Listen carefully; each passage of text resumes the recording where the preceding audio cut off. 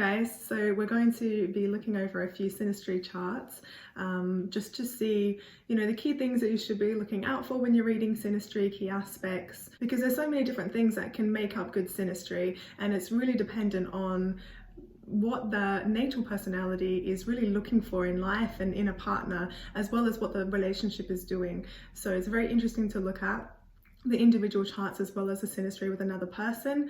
Synastry is basically two charts together to see how people trigger each other into reactions, into feelings, emotions, thoughts, and this is why we're sort of different with some people or in some relationships compared to with other people or other relationships in our past. So this is really what I've based a lot of my research on the last 5 years or so, just because I find it so interesting. It works for every single relationship we have in life, whether we want to look at Synastry with our parents. Parent-child relationships are very interesting, very fundamental to our lives. And romantic relationships, best friends, work, colleagues, we can look at how and why these certain relationships in our life are important, significant in some way. I like to think that people do come into our life for a reason, and usually it's with timing as well, to learn certain lessons or to show us a part of ourselves. If you've watched my video on oppositions, then you'll know why I say that. So the first couple I want to look at is John Krasinski, I think that's how you say his name, and Emily Blunt. They're meant to be one of the most, cozy, loving, sort of adorable couples in Hollywood. So I thought it'd be really interesting to see what's going on, like with their Synastry, what makes them so great, what's going on underneath that. They do have really good Synastry actually, and I can see all of that coziness that they have together. It's with a water grand trine with John's Scorpio stellium. He's got his Venus, Mercury and Uranus there in Scorpio, and Emily herself has the water trine with her Saturn and her Sun and her Moon. So with the two luminaries in her chart, it's a very important part of her chart, especially when Saturn's involved. We see a lot of lessons and karma play out there as well. But a grand trine is generally a very favorable aspect because it's such good, harmonious, flowing energy with the planets and signs and archetypes involved. So with her, it's water, so it's to do with her emotions and emotional nature. Saturn in there will give her some good stability with that, and also maybe some good figures and mentors throughout her life to help her with this. I see that a lot with Moon trining Saturn, or Saturn involved with a Moon.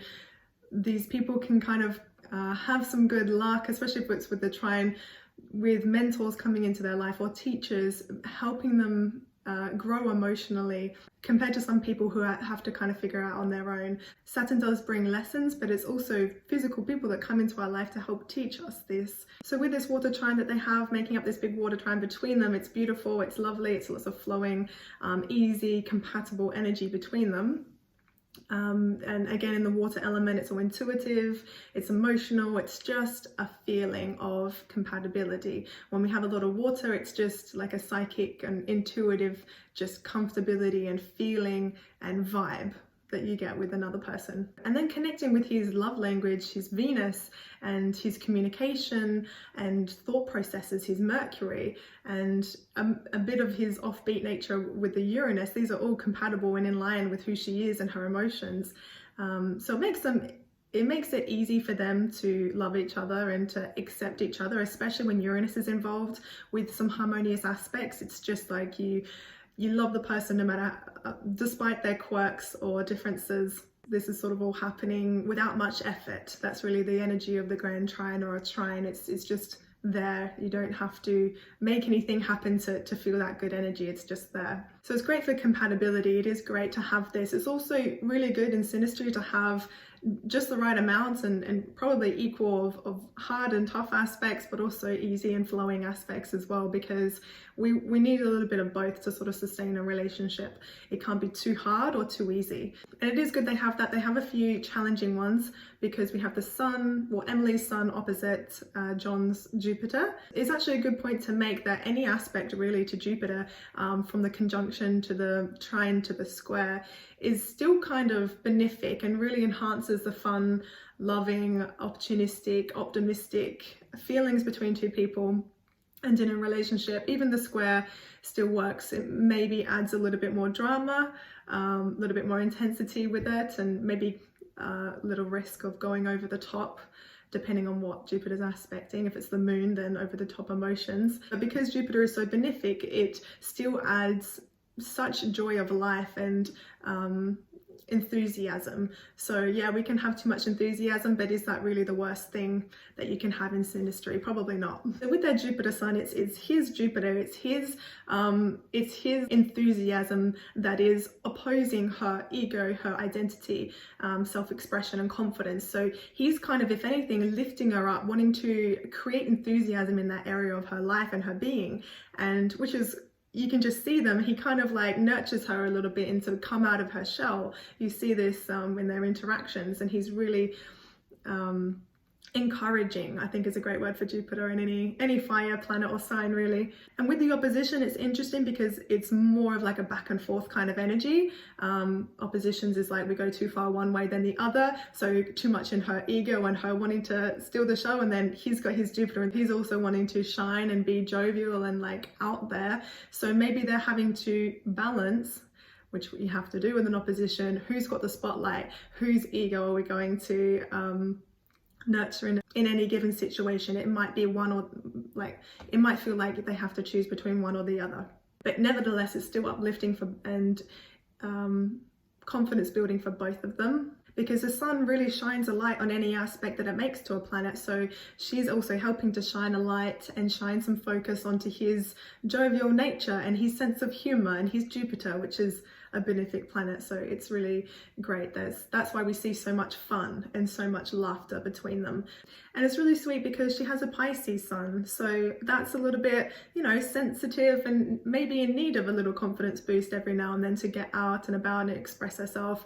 Maybe she does it in a quiet way and he kind of helps to bring her out of her shell a little bit. Pisces can hide in their shell. I like to be a little bit well, they're very sensitive to external energy, so he may be quite over the top sometimes for her. But when we have hard aspects to Jupiter, like I say, they're great, but maybe over enthusiasm as well as unrealistic expectations or just needing moderation is also can be involved here with hard aspects to Jupiter. We've also got Emily's Jupiter making a T-square to this aspect, so it's just adding a little bit more to this Jupiterian over the top energy. So yeah, needing some moderation they may find, and finding balance in their lives to not go too over the top when it comes to maybe expressing themselves, like living life up a little bit too much. There's going to need to maybe over promising, or you know, when you get into trouble when you think too optimistically, like, oh, this will be fine, and someone else is trying to warn you of the situation. They may need a little bit of them doing that themselves. So Jupiter squares definitely add expansive energy to the relationship, but it may be frustrating when it comes to their beliefs and philosophical views in life, because their Jupiters are squared. But I think this aspect, because Emily has it natally, her sun square Jupiter, she already has sort of lessons in confidence and self-expression in her life. And this is what I mean at the beginning, when we just bring people into our lives that sort of enhance the lessons that we're meant to learn, that's in our natal chart anyway. They sort of, and especially if they're triggering those aspects. So her lessons again in self-expression and knowing when to shine, I guess is a good way to put it.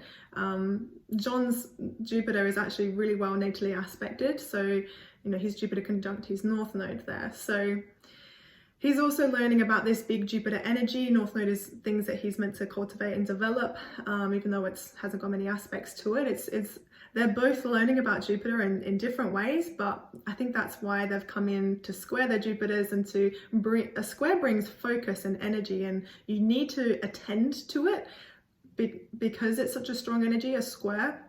If it's a trine, we don't really need to, there's not much focus or energy towards it. We don't really need to work on it. Like I say, it's all to do with moderation, enhancing ego and confidence, but knowing when to take the spotlight, when to hold back, or maybe imposing too much of their beliefs as well.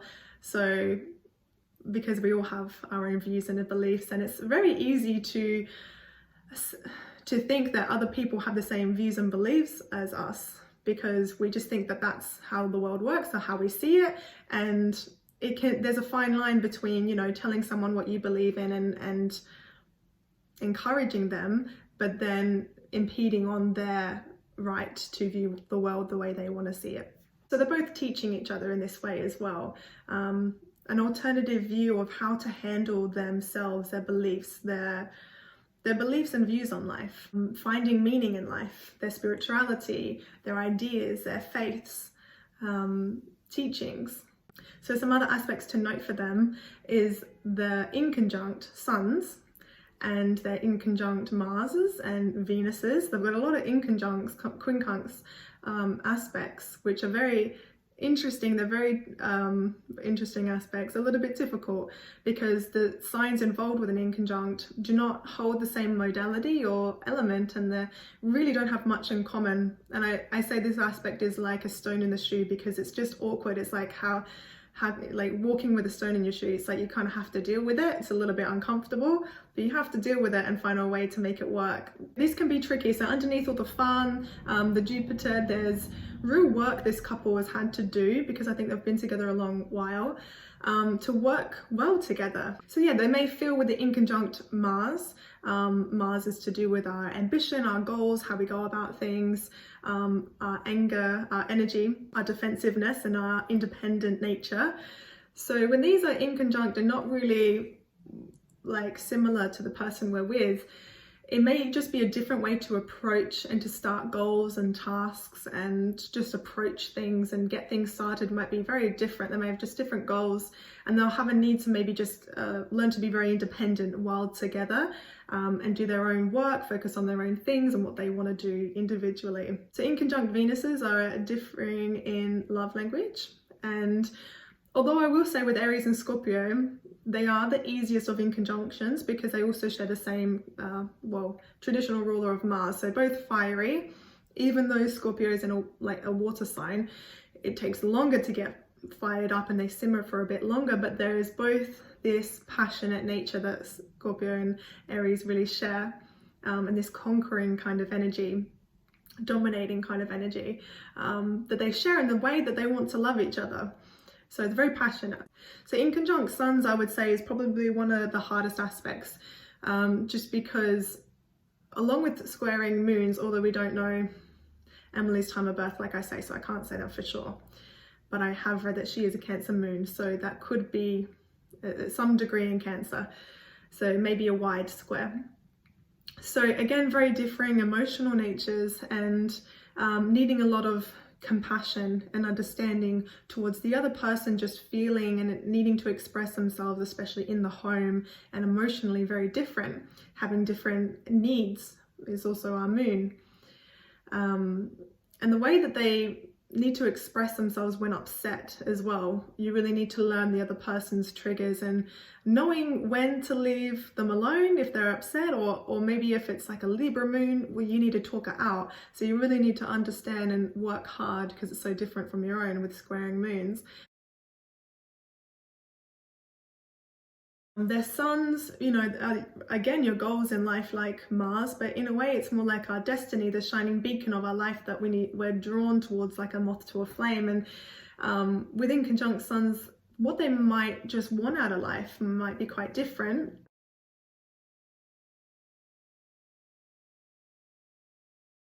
Mercury squaring as well makes for very interesting conversation and ideas compared to the other person, and it's can sometimes be hard to see eye to eye and to logically understand what that person means or is saying, and you just kind of miss the point of what they're saying a little bit, like, why did you say that? What did you mean by that?